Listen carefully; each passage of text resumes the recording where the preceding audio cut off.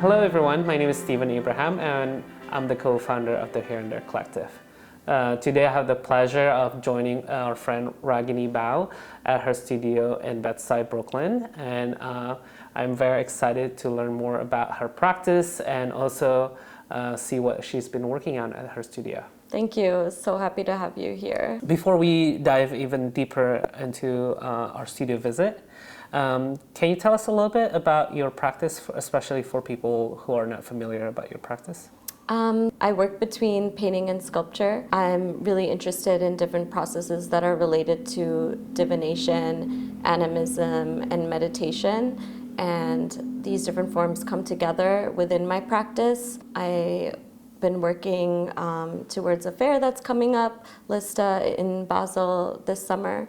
And so I'm working on a new series of paintings, and for the first time I'm casting an aluminum sculpture, which I'm really excited about too. So yeah, that's kind of what I've been up to right now. From what I've been reading about your practice, it is mentioned that your practice is deeply meditative and also very much like guided by your own intuition. Mm-hmm.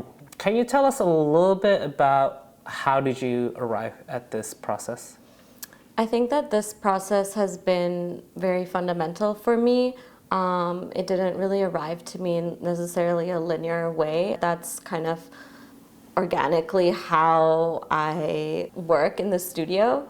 I think that after many years of art school, I had to kind of unlearn this and resist this idea-centric way of working and really find my roots, especially growing up in India, and how I understood ancient art and form and a way of moving through the world that's connected through energy and through dream and through archetype, and finding synchronicity between forms and shapes and moving through the world with a sense of not knowing.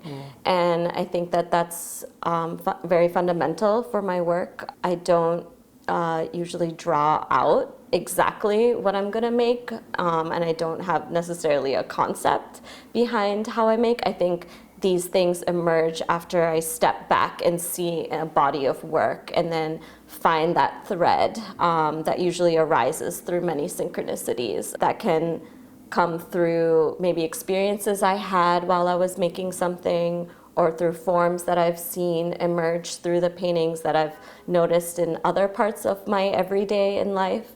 And I think that this way of communicating with the world is very important, and it's also been lost. And so that's something that I'm trying to uncover again through this kind of intuitive process of mark making.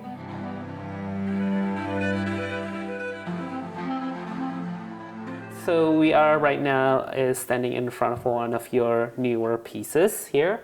And I think this may be like a good point for us to talk a little bit in details about your practice and how do you approach like a work.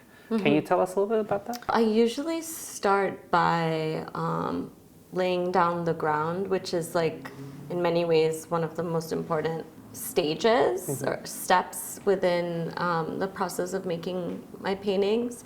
I make all my own pigments from, well, the black has like black iron oxides, it has charcoal dust, and I usually spend a lot of time putting many layers of that down, and then I sit with the black for a long time until I start to get a sort of idea or vision behind what's speaking to me within the panel. And then I usually just, there's some sketching that happens more or less before, but there's never any concrete drawing behind the painting, and I never draw on the panels either. I usually start with a dot around a central kind of fulcrum or an edge. There is a lot of symmetry that arises in my paintings, and so I usually kind of like to lay the groundwork for finding that sense of balance within the forms. And with this one, I was really interested in creating more magnetism and like a stretching and a pulling within the painting. I want them to feel like they're in motion, where they have like their own kind of magnetic energy within themselves. There's a lot of stretching happening. There's a lot of hollows that are starting to emerge and some that are coming together. And so this like pushing and pulling has been very interesting to me in this work.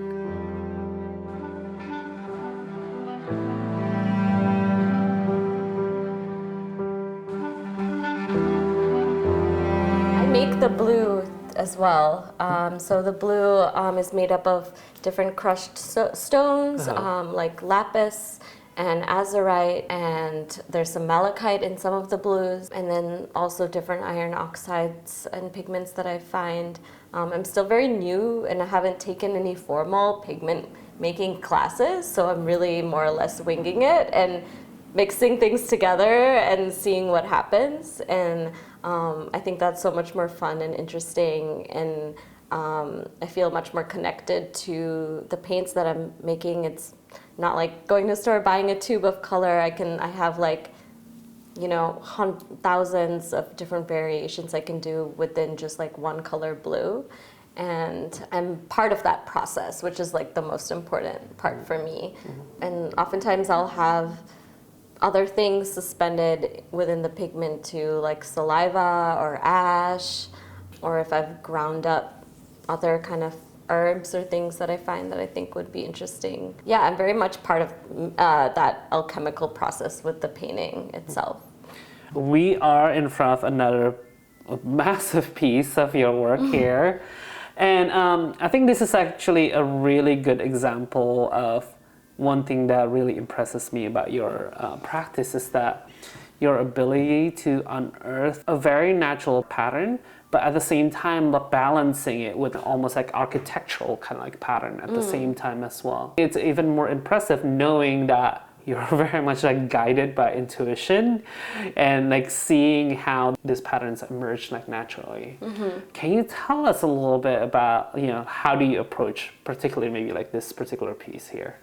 I think it's all about reactions. When I start, you know, more or less with like a line, I start to kind of mirror certain aspects of the painting, and each decision is kind of a reaction to the mark before it. And so it really happens organically, but there are certain elements that are always kind of showing up, like these orifices, which are like the holes or the gut of the paintings. These black holes in this one, they're kind of stretched out more because that's like I was talking in the previous work, there's like this like pulling and like stretching to the limit where the painting is almost expanding out of the frame. That's something that I'm interested in, the new body of work that I'm working on right now. I'm also kind of curious, like when you're working with a piece especially this large, how do you actually knowing when to pull back, like seeing it from kind of like afar and then like going back in? Because I can imagine that you can easily get lost in those like little details here. It's constant. Yeah. I have to constantly step away and then come back, and also sit for sometimes days of just looking at it. And it's really crazy how it changes every time I see it. Every time I see it, because I'm only working in monotone, what is foreground and what is background space can be very ambiguous, which is what I really enjoy in the paintings. And so it is very slow, and I have to be very close and also like far at times to understand what the painting is doing and saying. And so, yeah, it's always a push and pull kind of like way of moving through the painting.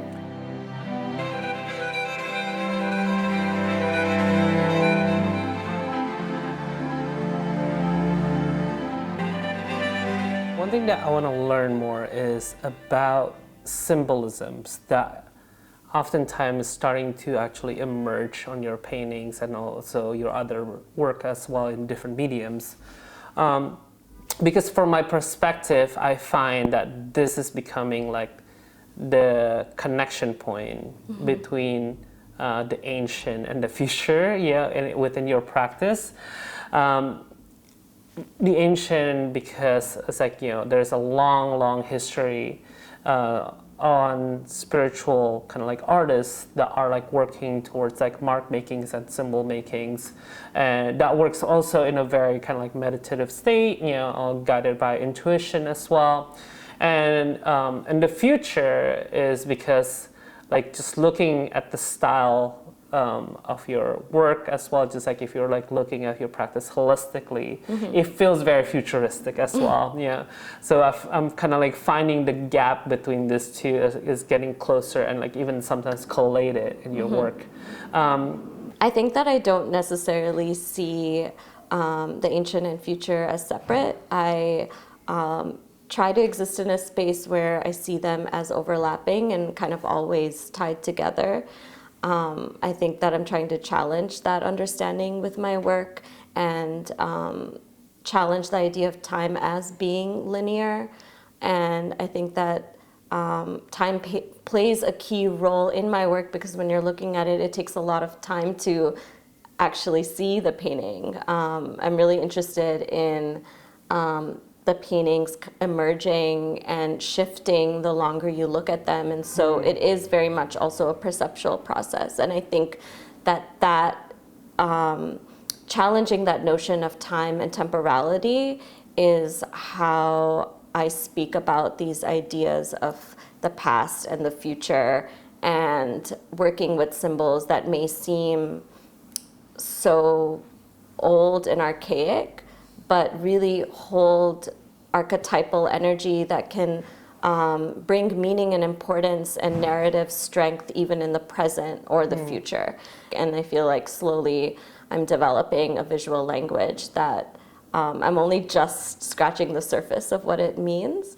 But I think that that's something that we've always been doing since we started painting in caves or making small talismans. I think that it's something very innate to how humans have tried to understand the world. To me, also, just looking at your practice holistically, you're playing with the contrasts as well, right? Like I think the ancient and the future, but also kind of thinking about the micro versus the macro, where those things like just exist around us, right? And I feel like in a way that you're trying to capture it within your practice, because seeing one of your paintings, you can like actually thinking about this as something that you see under a microscope, or like the celestial beings. There's like a lot of like different contrast, push and pull that's happening within your practice. I've always been really interested in the fundamentals of what makes up matter. And when you look at atoms and the underlying geometry that may seem so mathematical and structural in like perfection in certain ways, and then how those many forms tie in together to create something so organic and not always symmetrical.